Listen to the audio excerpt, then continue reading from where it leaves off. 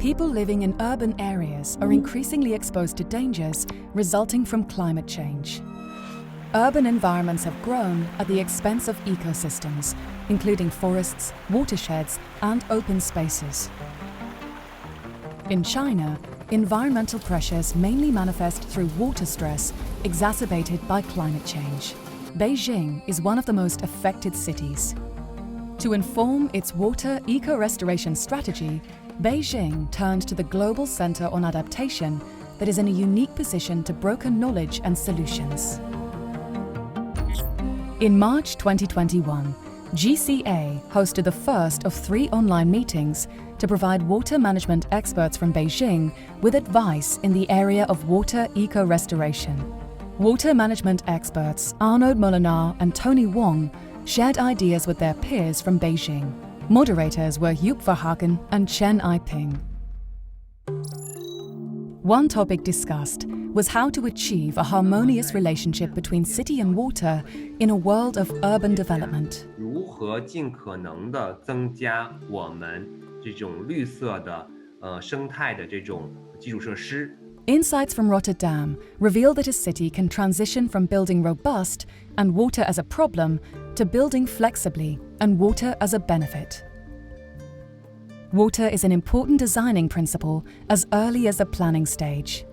Nowadays, city planners, when they design a new area or a new district, they from the beginning include water and adaptation experts. So actually you could say it's now more one story. It's a really integrated approach. This holistic strategy to adapt to climate change has many aspects. Sports facilities can double up as water buffers. This water square can store up to 1,700 cubic meters of rainwater. And then there's rooftops. Especially in the city center, we said, let's transform these flat roofs into more green roofs, but also multifunctional roofs, including solar panels and other possibilities. Key is, initiatives for urban development follow from a holistic city vision, rather than from a specific cost-benefit goal. The insights from water-sensitive cities revolve around so-called sponge cities. The principles for practice extend to 3 key areas: cities as water supply catchments, cities providing ecosystem services, and cities with water-sensitive communities. It is really about flood management, water pollution control, and trying to mimic the natural hydrology as best as possible. And there are many ways that you can do that. If you cannot infiltrate, or don't have the capacity to infiltrate because it takes a lot of space, you can think of detention or the capture of water in landscapes that the water can be reused. In other words, sponge cities are all about aligning urban design with hydrological processes. A second topic was how to balance city resilience and ecological space. 在水的方面就是防洪。那么我们在紧张的城市空间里面，我们采取的这种硬质的护岸去保护我们的这个城市。Rotterdam has developed risk models to assess the risk of built-up environment along the river that are thus exposed to water risk.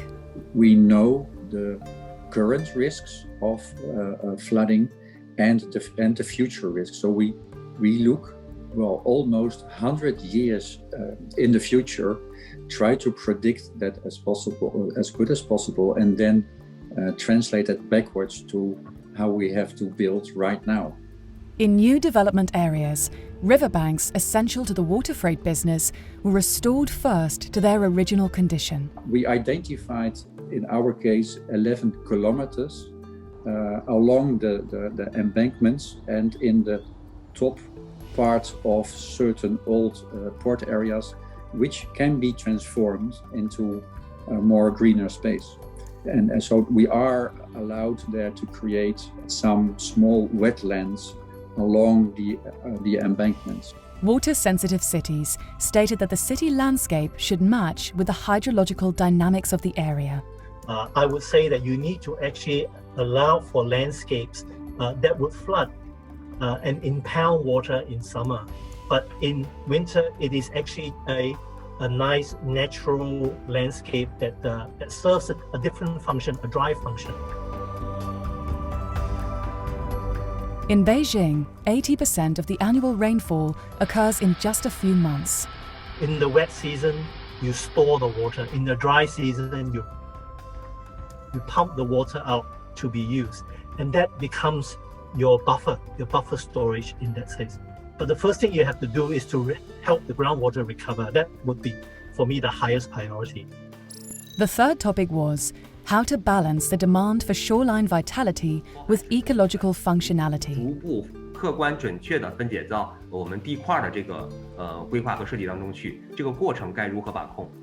In Rotterdam, biodiversity has recently become an indicator in urban planning. So it's not new to work with more nature-based solutions, but to really focus on the biodiversity aspects. And you could say the KPIs, for example, may be related to biodiversity. That's a new dimension. The Rotterdam Council identifies opportunities for win-win outcomes. For example, the sediments from dredging the river led to an opportunity for shoreline restoration. Tony Wong of Water Sensitive Cities pointed out that space around roads, railways and freeway interchanges can be designed as ecologically embedded landscapes with so-called green-blue corridors. Now, the green corridor has got a very significant function. The most important is that the same corridor could be the safe passage of floodwater. You define those corridors as where you want floodwater to go to. Both experts agreed that it's important to develop water literacy amongst a city's population. It's about raising awareness amongst the citizens, but it is also about raising awareness amongst the politicians.